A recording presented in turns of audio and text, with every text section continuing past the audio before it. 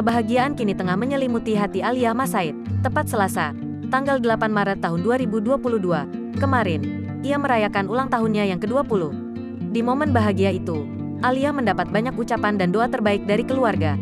Salah satunya yakni dari sang ibu, Reza Artamevia. Lewat unggahan di Instastory, Reza Artamevia tampak membuat pesta ulang tahun sederhana untuk sang putri tercinta.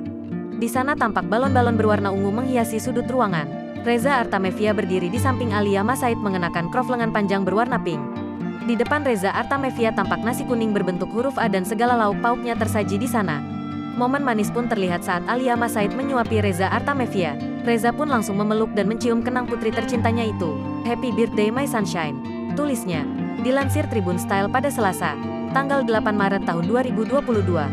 Sementara itu, dalam unggahan di feed Instagram, Reza Artamevia membagikan video kompilasi momen kebersamaannya dengan Alia Mas Said. Mulai dari foto saat Alia Mas Said masih kecil, hingga momen di mana keduanya menyanyi di panggung bersama. Tak lupa, ia lantas memanjatkan doa baiknya untuk Alia Mas Said yang kini usianya sudah masuk kepala 2.